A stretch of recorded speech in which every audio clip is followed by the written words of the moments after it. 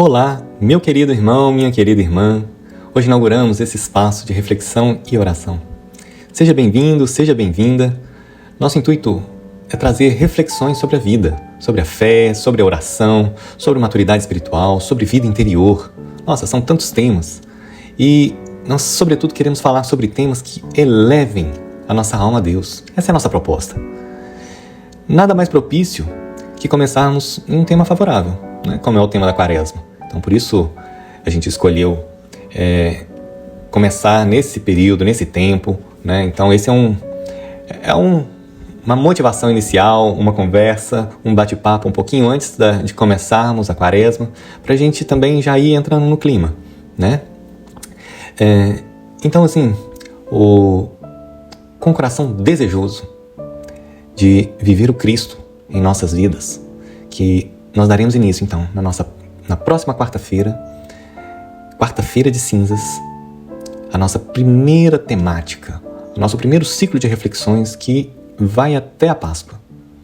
A cada dia desse tempo tão fecundo, nós tentaremos trazer reflexões que sejam fermento na massa, que te ajude em sua caminhada orante e em sua maturidade espiritual. Eu não sei como é a sua vida de oração, se você tem dificuldade, se você não tem, se você lê o Evangelho todo dia, se você lê a liturgia todo dia ou não, mas eu estou aqui para te ajudar, eu estou aqui para ser fermento mesmo, né? Te ajudar com as reflexões e ser fermento nessa massa e te favorecer, né? A olhar a sua vida a partir da visão do Evangelho, a partir da visão da palavra.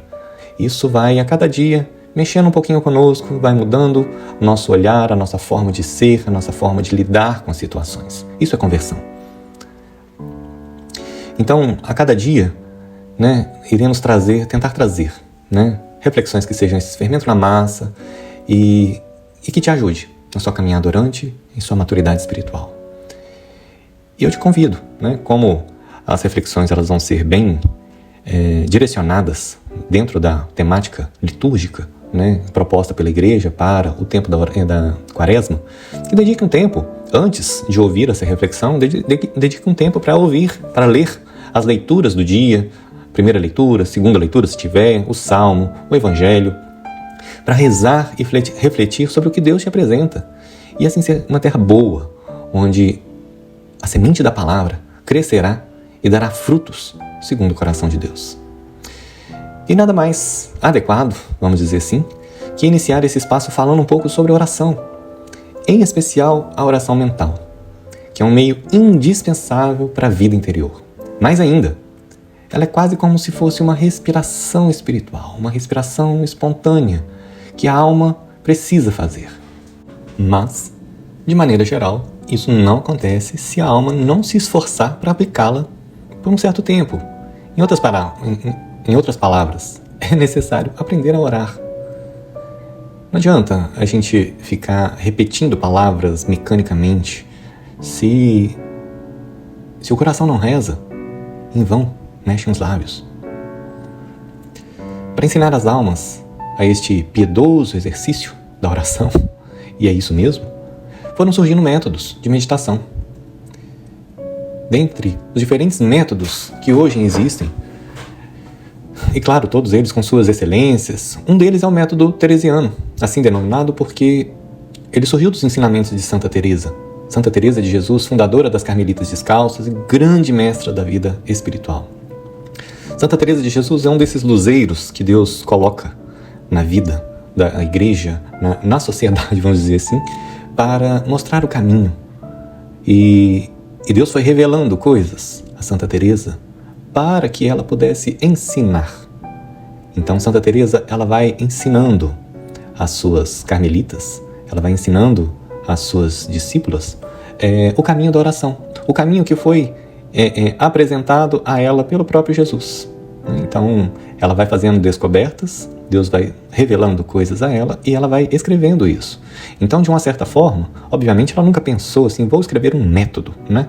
Mas dá pra gente, a partir do que ela escreveu, entender, intuir certas coisas que nos ajudam em nossa vida de oração também.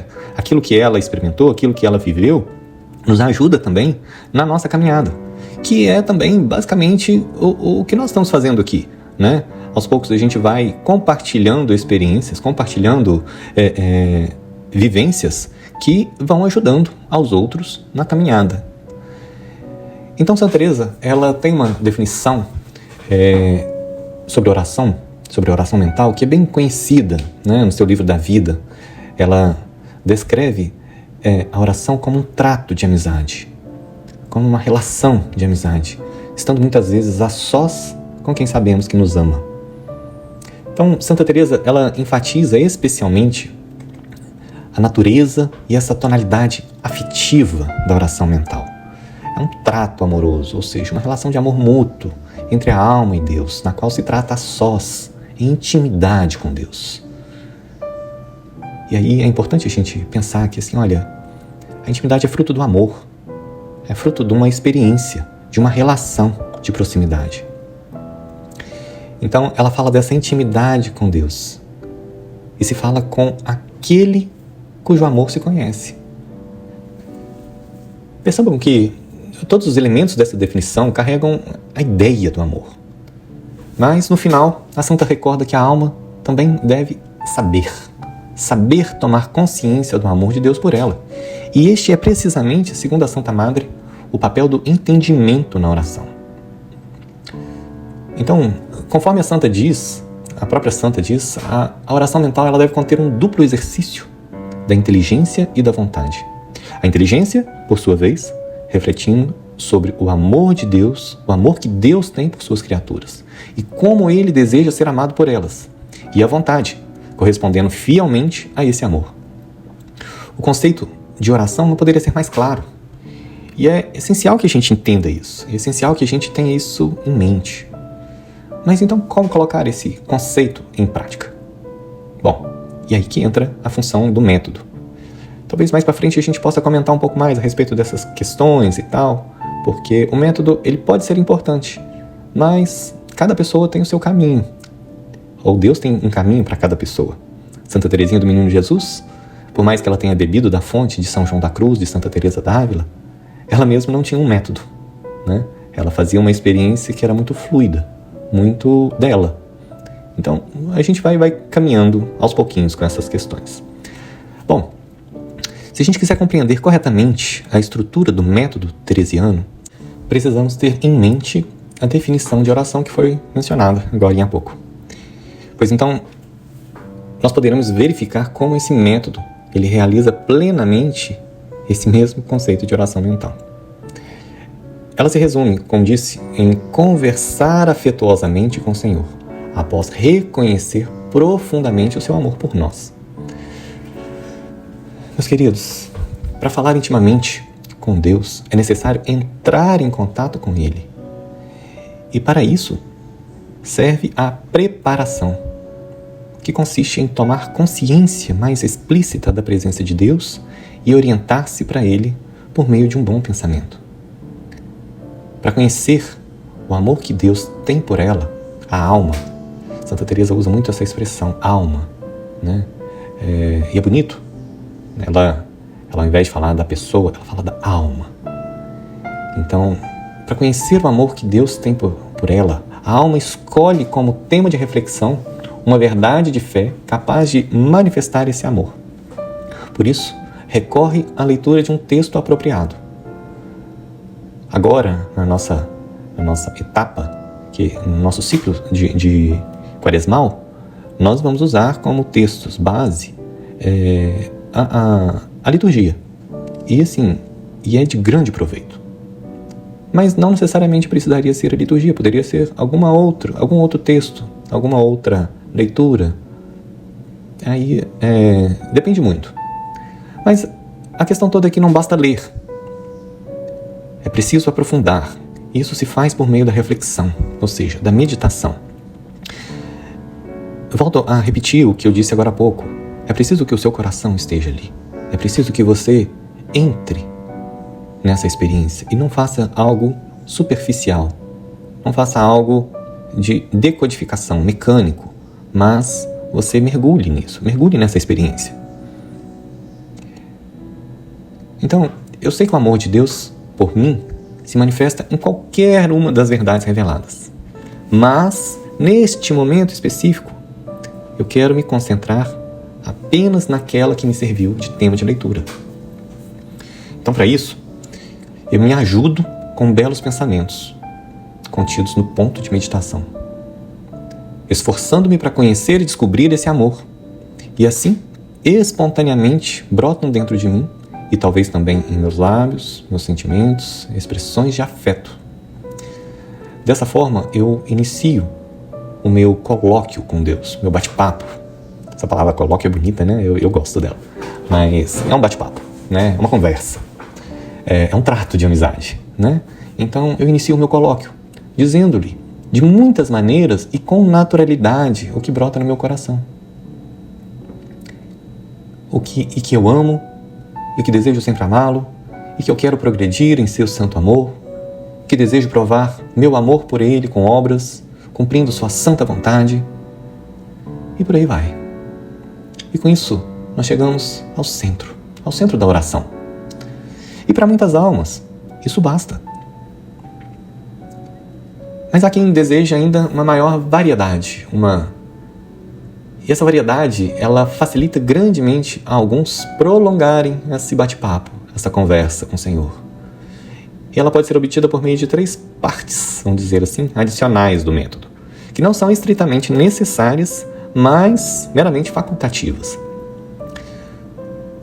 Primeiro, o agradecimento, no qual, após ter afirmado repetidamente nosso amor ao Senhor, manifestamos nosso reconhecimento pelos bens recebidos dele e lhe damos graças por eles. Segundo, a oferta, com a qual procuramos retribuir ao Senhor da melhor maneira possível o muito que dele recebemos, fazendo e apresentando um bom propósito. Algo, aliás, sempre muito útil no final da oração. E por fim, o pedido, pelo qual imploramos a ajuda divina, convencidos de nossa pequenez e nossa miséria. Assim, o método teresiano, ele compõe-se dessas 7 partes, vamos dizer assim. 2 partes que seriam introdutórias, que seriam a preparação, ou seja, se perceber na presença de Deus, se colocar naquilo que você está fazendo, estar ali com Deus. E a leitura. 2 partes que seriam essenciais, e aí seriam a meditação e o colóquio, o bate-papo, e as 3 facultativas, que ajudam a prolongar mais facilmente esse colóquio: o agradecimento, a oferta e o pedido. A espiritualidade teresiana, meus queridos, minhas queridas, é a espiritualidade da intimidade divina, pois busca alimentar nas almas o ideal de intimidade com Deus e guiá-las à sua realização. Tal finalidade se concretiza principalmente por meio da oração mental, que, por conseguinte, deve se adequar às exigências dessa grandiosa aspiração. Por outro lado, a espiritualidade teresiana também é doutrinal. Teresa de Jesus, a grande mestra da vida espiritual, sempre desejou e se esforçou para que a vida ascética e mística das almas que lhe eram queridas estivesse fundamentada em uma doutrina sólida. Por isso, ela valoriza tanto a teologia. Mas eu acho que é isso, meus irmãos. Hoje eu me alonguei um pouco mais e vou tentar ser mais breve nas próximas. Que o Espírito Santo, Espírito de amor, que se digna habitar em nossas almas, inflame em nós com uma efusão abundantíssima de graça, o amor da caridade, para que nós possamos penetrar na divina intimidade ao longo desse tempo de Quaresma, que já iniciaremos, mas, sobretudo, ao longo de sua vida inteira. Fique conosco, acompanhe as reflexões que virão. As reflexões que virão também depois da Quaresma, se assim Deus nos permitir. Tenho certeza que se você abrir seu coração, Deus irá lhe falar. Caminhemos, meus queridos. Olhos fixos em Jesus. Que Deus te abençoe. Em nome do Pai, do Filho e do Espírito Santo. Amém.